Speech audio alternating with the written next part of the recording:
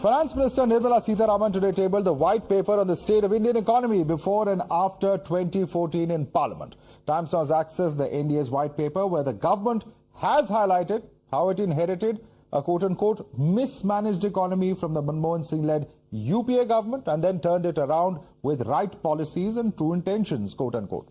The white paper also states that the economy under the UPA government was completely mismanaged, that UPA decade was a lost decade. From inflation to the banking sector to the free fall in the value of the Indian rupee. The white papers claim that the UPA government has failed to consolidate and build upon the healthy economy left by the earlier Vajpayee government. It's also listed a series of scams that took place during the UPA rule, which caused huge revenue loss to the exchequer. In response, the Congress party has accused the Modi government of diverting people's attention from current issues by trying to look for failures during the UPA government. It's also sought answers from the NDA government on the promise to double farmers' income and on the jobs front. Listen. UPA decade is treated as a lost decade. At a very good opportunity, they had to consolidate and take further the good work done by the Vajpayee government. It seemed India was steeped in many problems in that 10 years. Look at the last 10 years of Prime Minister Modi in the driving seat. What has been done in this country? It's spectacular. From 10th largest economy to the 5th largest, en route to become the 3rd, to become a developed country by 2047. So I think the white paper is an important document to place before, through Parliament, to the people of India about how the last decade was a lost decade. Nirmala Sitharaman came up with a yellow cover and there was a white paper in it. Therefore, the white paper is just old wine in the new bottle. If they had changed the stickers of that tape recorder, which they have been using for 10 years, saying about 2G, all these kind of things, old, whatever old stories. The issues is not about what 2004, the issues of 24. The unemployment issues are high, farmers are in distress, women's security has been questioned, and the government is going back to the old, rewinding the 2004, which is not going to be acceptable to people of India.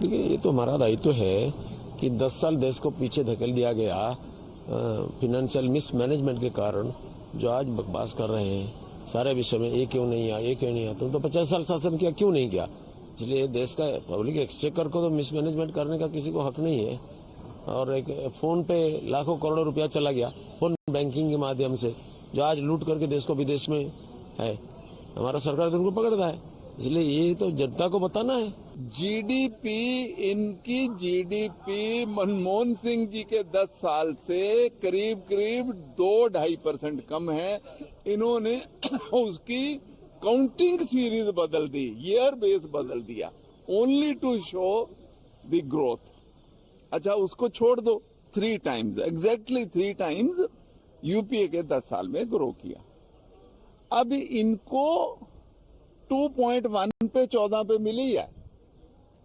अभी 3.6 या 7 हुई है तो मुझे बताओ भाई उन लोगों ने तो 3 गुना कर दी थी हमारी सरकार ने आप तो 2 गुना नहीं कर पाए तो कौन सा कंपैरिजन में घूम रहे हो Meanwhile, even before Finance Minister Nirmala Sitharaman tabled the white paper, Congress President Mallikarjun Kharge held a press conference and released what the Congress calls a black paper against the Modi government. From jobs to price rise, from the charge of misuse of agencies to accusing the government of trying to destabilize elected state governments. Congress accused the BJP government of being autocratic and undemocratic. Listen in.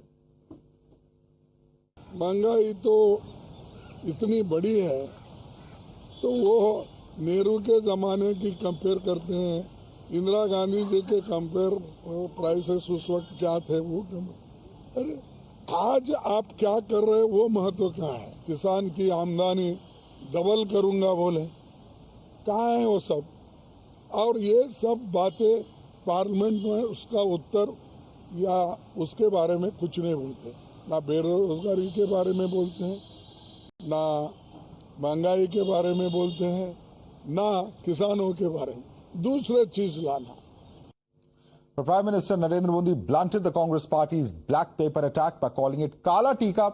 He said that for the nation's progress, Kala Tika will ward off the evil eye. Kharge जी आ गए हैं तो मेरा एक धर्म तो निभाना ही पड़ता है मुझे।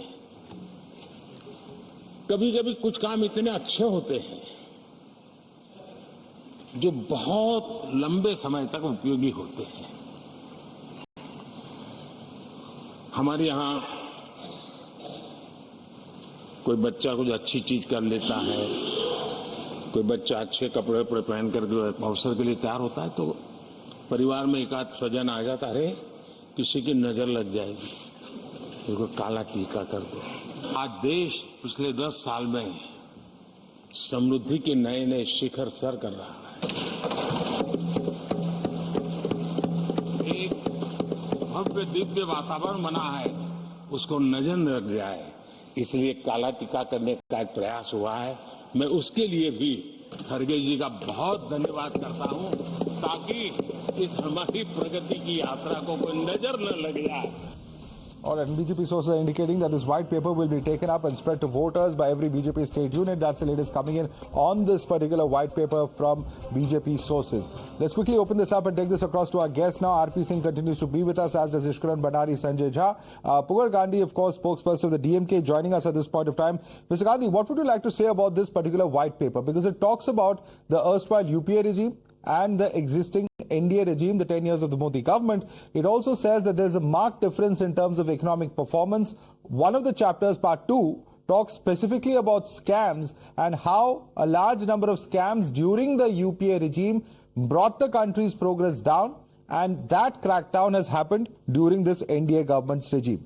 Your response, Mr. Gandhi?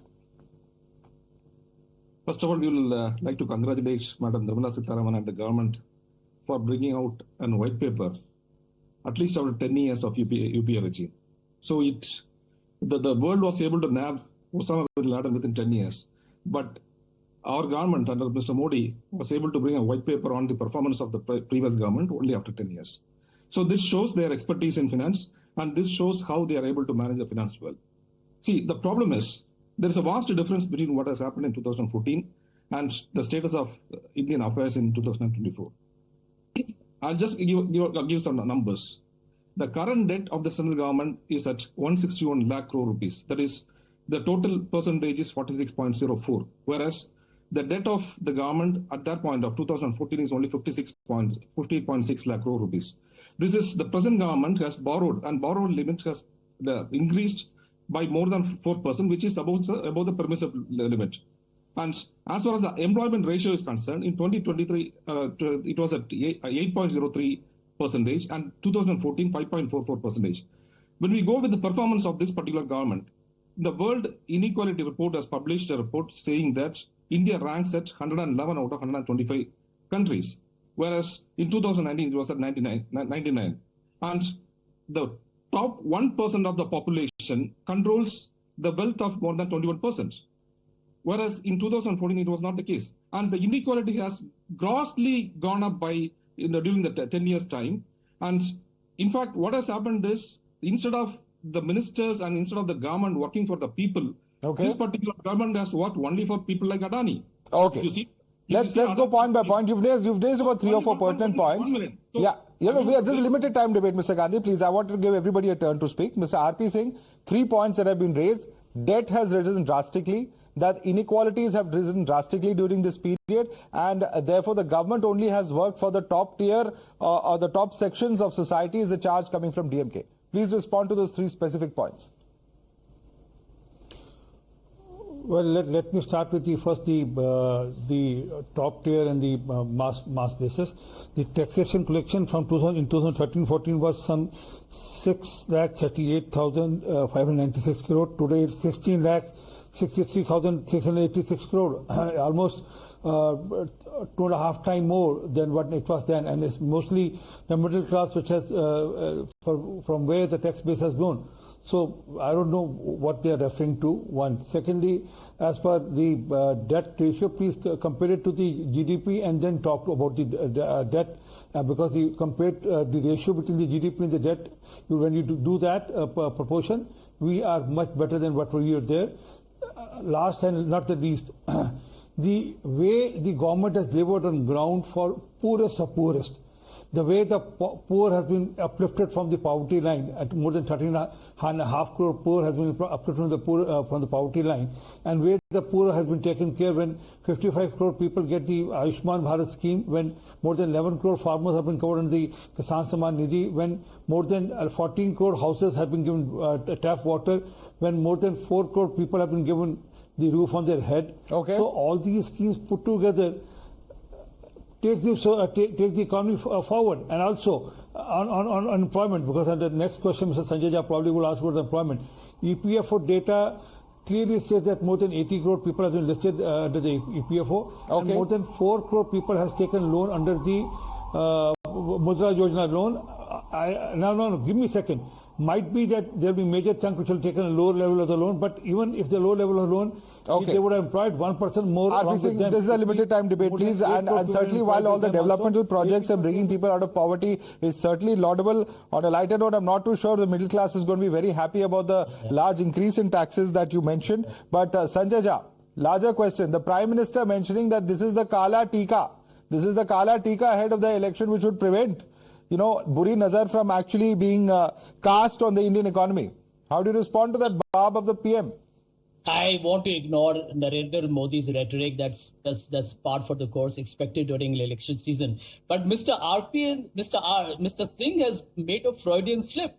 He has actually exposed what is the truth. That the middle class is paid through its nose, while the big friends of this government are actually singing all the way to the bank. Madhav, I don't know how many people know this, but the estimates of personal income tax collection is higher than corporate income tax collection. So the ordinary people, especially the middle class, is being actually basically taken to the coal. That's a hard reality. Now let me give you just 2 data points because I want the other panelists. Quickly, please, yeah. Very quickly. Narendra Modi and the FM say we inherited a very troubled economy. But let me tell your viewers, they inherited a GDP from the UPA of 6.4%. After 10 years, what is the average of Narendra Modi's government? 5.9%. That 6.4, which they criticize, castigate, is higher than a 10-year average. Okay, Ishkaran, quick question to Ishkaran because almost out of time. Ishkaran, the GDP growth average was much higher during the 10 years of UPA than the NDA. Pointed question coming from Sanjay Jha. Please respond. Madhav, first let me deal with a very pointed question because there's a difference between what a politician does and what a statement does for the nation. It was mocked by one of the panelists that it took 10 years to bring this white paper. I wish they understood what a statement has to do because the Prime Minister already answered that in 2014, flush from his victory, it was very easy for him to bring a white paper showing the dire states of our economy, but that would have been bad for us as a nation because globally we would have gone down. He had won a victory, but he did not bring that white paper. He brought it now after 10 years because the economy is improved and it will not have an effect on India, a nation's standing in the world. So it's very easy to mock on TV debates, but for a statesman, for a person who has to govern the country, he has to look after the welfare of the country. So I wanted the viewers to know this. It should not go unnoticed that they were mocking the very thing the Prime Minister tried to cover, why he didn't bring it then. Second aspect of this. For all the rhetoric in the world, we have known the middle class has been taxed more, there is no wealth generation, there is no employment. Does the voter of this country not know, not have his daily experience of what is there? I can quote you facts and figures of how many airports have been built, how the speed of highways and infrastructure has improved, how big projects have come in, how metro has been done. Ishkan, very sorry to interrupt you because we're completely out of time. Certainly you made a very important and pertinent point though, that this is an issue that the BJP will be taking to the people. Which way will the people decide? Let the people's court be the best judge of whether the economy is being handled better, worse, much better. Perhaps the people's verdict is the best way to judge that. For the moment, thanks so much, gentlemen, for joining us this evening.